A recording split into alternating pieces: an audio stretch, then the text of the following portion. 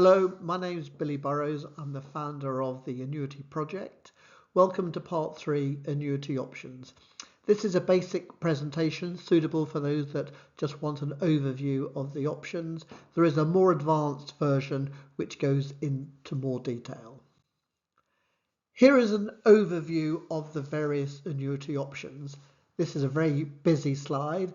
We have single or joint, we have guarantee periods, level or increasing, and choice of payment modes.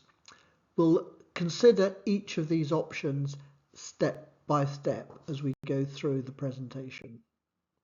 But first, let's go back to basics. The simplest type of annuity is one that simply pays an income for the life of the first annuitant but stops on death.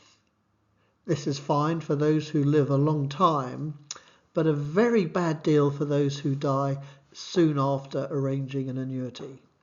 So to overcome the problem of early death, annuity companies offer several different options which we are now going to look at. But first, I'll make a point about health. Those who are in good health will be quoted normal rates, but those not in good health may qualify for an enhanced annuity. An enhanced annuity is simply an increased annuity. If they smoke, that's at least 10 cigarettes a day for the last 10 years. They are overweight or have high blood pressure or high cholesterol.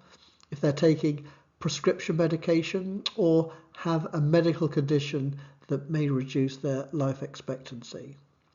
Don't forget, it's really important to disclose all health and medical conditions when requesting annuity quotes. The following options are for those in good health.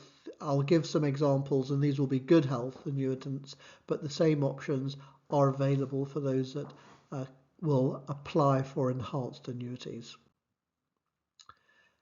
Here's a chart that shows enhanced annuities, and you can see that you get an extra 3% if you have high blood pressure. That increases by a further 4.41% if you are a smoker, and a further 9% increase if you've had a heart attack or a heart issue. Overall, it's nearly a 20% difference between a healthy annuitant and somebody who's had major heart surgery. I think this is, both good and bad news. The good news is higher income for those with health or medical conditions. The bad news is it reflects the reduced life expectancy. Let's look at the first of the options, that's single life or joint life. A single life is simply an annuity that continues for the life of the first annuitant and stops when they die. Joint life means that if the first annuitant dies first, the annuity continues to the second annuity. Common sense, really. 50% joint life means the income reduces to 50% on first death. Joint 2/3 means the income reduces to 2/3, and joint life 100% means there's no reduction in income on death. The second annuitant is normally a spouse or partner, but doesn't need to be financially dependent, as the second annuitant can be a named beneficiary. Guarantee periods. Think of this as protection against dying soon after arranging the annuity. So for example, with a 10-year guarantee, if death occurs after 3 years, there will be 7 years worth of income to be paid out, the 7 years being the balance of the 10-year guarantee period. On death, the balance can be paid as continued income or a discounted lump sum. Most annuities come with a 5-year guarantee, and that's the default option. Some people who arrange a single life annuity will take out a 10-year guarantee to protect them against the prospects of dying early. The maximum guarantee period is 30 years, but there's a big reduction in annuity income for long guarantee periods. Value protection. This is an option that ensures the annuitant or their beneficiaries are paid at least the amount originally invested for the annuity. So value protection equals annuity purchase less payments made. A simple example will explain.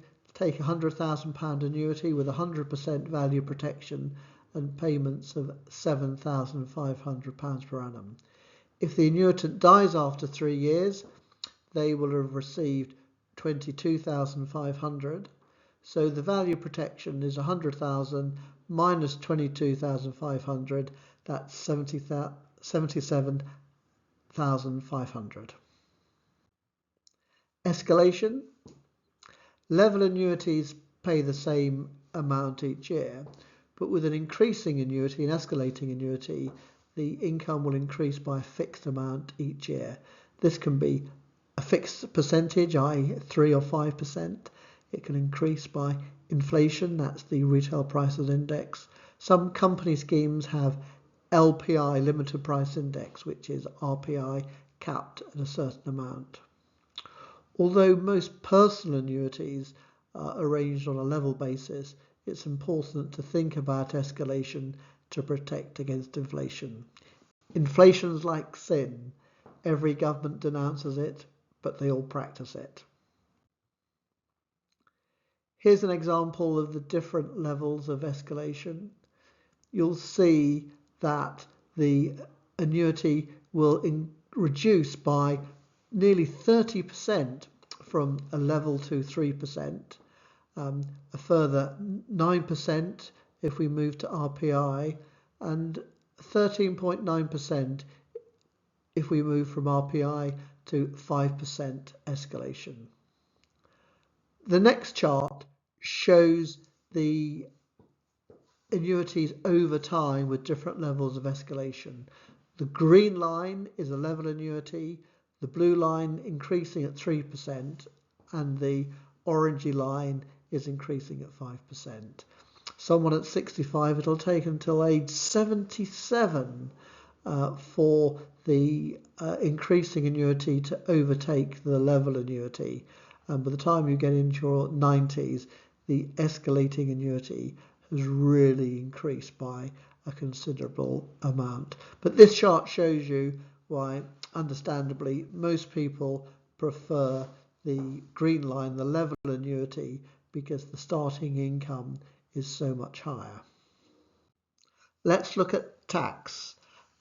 The tax on the payments to the first annuitant taxed as income at their marginal rate, just like paying PAYE. The payments to the second annuitant or beneficiary depends on the date of the first annuitant's death. This looks a busy slide, but let me talk you through it. If you have a joint life annuity and the first annuitant dies before age 75, the income is tax-free. The same with the balance of the guaranteed period and value protection. So death before age 75, the benefits are all paid tax-free. However, after age 75, then any benefits will be taxed at the recipient's marginal rate, and that's for the joint life, balance of the guarantee period, and value protection. Finally, payment modes. Annuities can be paid monthly, quarterly, half-yearly or annually, in advance or in arrears. Monthly payments are the most popular, with advance being the default.